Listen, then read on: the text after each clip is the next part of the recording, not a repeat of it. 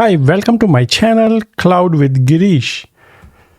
I'm Girish, an AWS community builder and cloud tech enthusiast with expertise in delivering customer-focused, business-impacting cloud transformation programs of high complexity.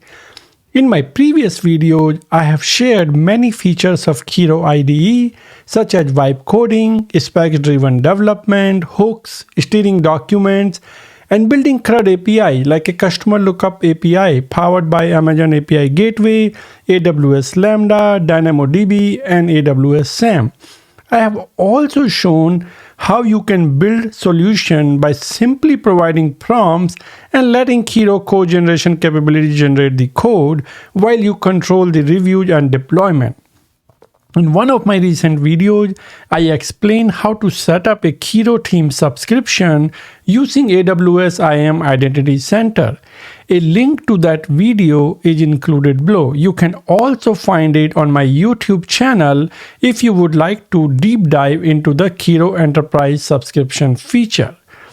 On March 12, 2026, AWS Kiro announced additional enterprise capabilities that further secure Kiro rollouts.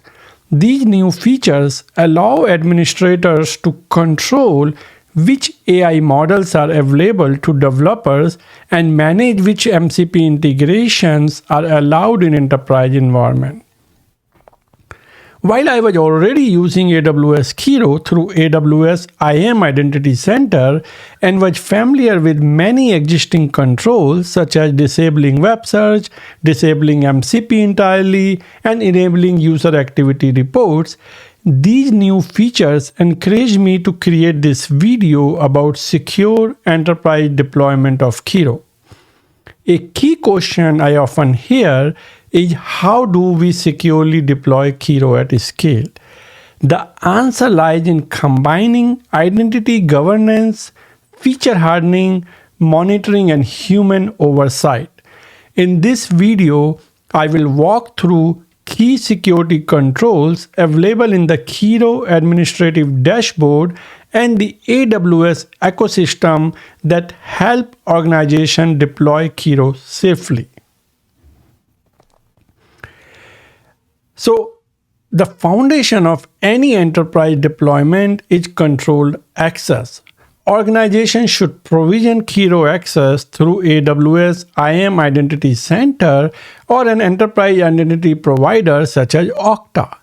Provisioning Kiro via AWS IAM Identity Center or Okta ensure that single sign-on is enforced, multi-factor authentication is enabled, the least privilege permission sets are applied, and only approved AWS roles and accounts have access to Kiro. You would think, why this matter? Well, this approach provides centralized user subscription management, controlled onboarding and offboarding of the users, consistent enforcement of enterprise access policies. In short, identity-based access ensures that AI development tools remain secure and governed across the organization. Another feature is disabling the code reference suggestions. By default, AI suggestion may reference external code patterns. Enterprises often choose to disable this feature to avoid open source licensing concern, external code ingestion risk, and potential intellectual property exposure. Kiro Enterprise setting allow administrator to disable code reference suggestions, ensuring that generated code is produced internally rather than referencing external code bases. Yet another feature, which is Disable Model Context Protocol, which is the MCP. It allows AI agents to connect with external tools and contextual data sources. While MCPs are very powerful, it may introduce risks such as unapproved integration, the data leakage to external system. Kiro Enterprise setting allow administrator to disable MCP completely. This feature was available prior to March 12, 2026. However, with the March 12, 2026 update, enterprises now have more flexibility. Instead of fully disabling MCP, administrator can control which MCP integrations are allowed through Kiro admin setting. This provides fine-grained governance over external tool integration. Let's look at another feature, the disabling of web search and web fetch tool. Kiro agents can optionally access real-time internet tools. For enterprise operating under strict compliance framework, this may be undesirable. Kiro admin settings allow organizations to disable web search and web fetch tools. By disabling these features, enterprises can prevent external data access, reduce potential data leakage, and maintain regulatory compliance boundaries. Model governance. With the March 12, 2026 announcement, now Kiro administrator can control which AI models are available to developers. This is an important governance feature that allows organizations to restrict model usage to an approved list of models. So this feature helps ensure that developers only use approved enterprise models. Experiment or unapproved models are not used in the production environment, and then AI usage aligns with the internal governance policies. Disabling the overage usage. This is another good feature. If not properly controlled, AI usage can scale rapidly across teams. Kiro includes a safeguard that prevents usage from exceeding defined limit. Organizations can protect their AI budget by disabling overage usage, ensuring that developers cannot continue using Kiro after reaching the configured monthly limits.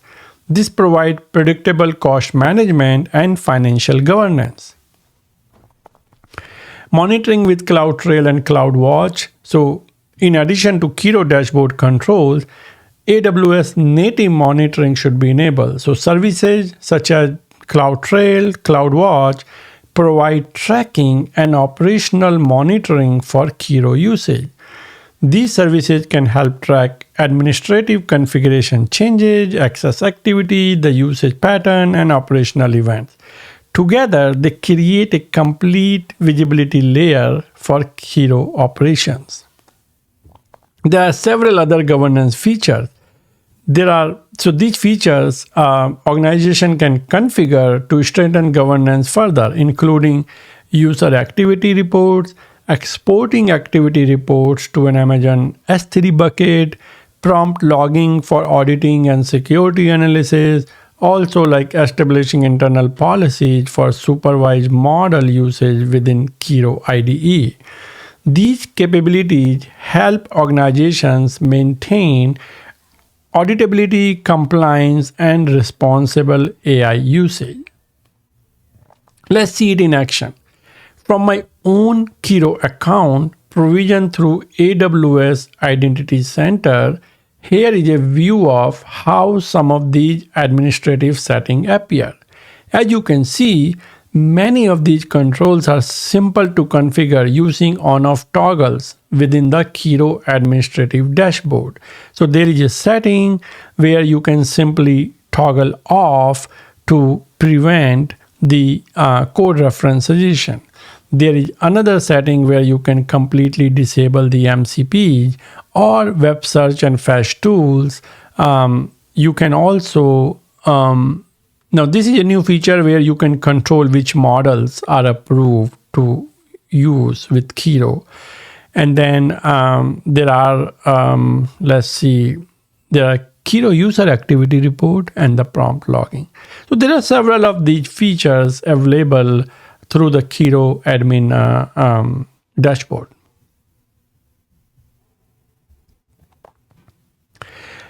Let's see it in action. That how it looks in AWS console if you are looking at like Kiro admin dashboard and the settings. Here is an example of how the Kiro setting looks when I log in through my AWS account. So I'm using the console, and here you can see that I am in the Kiro settings, and I have a sign-in URL. I have an region where I'm running it from, and then here are the shared settings. So this is where I can just toggle on and off for a specific feature, and I can disable the code reference, or I can disable the MCP entirely from this setting dashboard. I can also disable or enable the web search and web fetch tool that I was talking about. And here is the new feature where I can say, hey, control the models that my Kiro user can have. So I can say, hey, Cloud Sonnet 4.6 and 4.5 is the only one that I would like to allow. And if I select this feature, then those are the only models will be allowed to everyone who is subscribing to Kiro through this feature. So this is a very useful feature. It just got announced March 12, 2026. So fairly recent feature that has been added to this. Also, I talked about overage, so I can control it here. I can do prompt logging. I can have the user activity report and so on. So this is just like, in action, that how you can do it, and you can basically make these updates and control the Kiro subscription and the setting through this Kiro admin setting via the AWS console. In this video, I explored how enterprises can deploy Kiro IDE securely at scale by combining identity governance, feature controls, monitoring, and operational guardrails. Using AWS IAM Identity Center with Kiro enables secure centralized team subscription and scalable access management across your organization.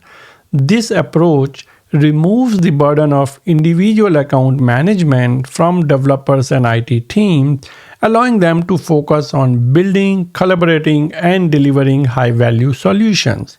Whether you are provisioning user, organizing group, assigning subscription, or enforcing MFA, IAM Identity Center acts as an enterprise-grade access manager, ensuring that every team member has the right permission without manual overhead.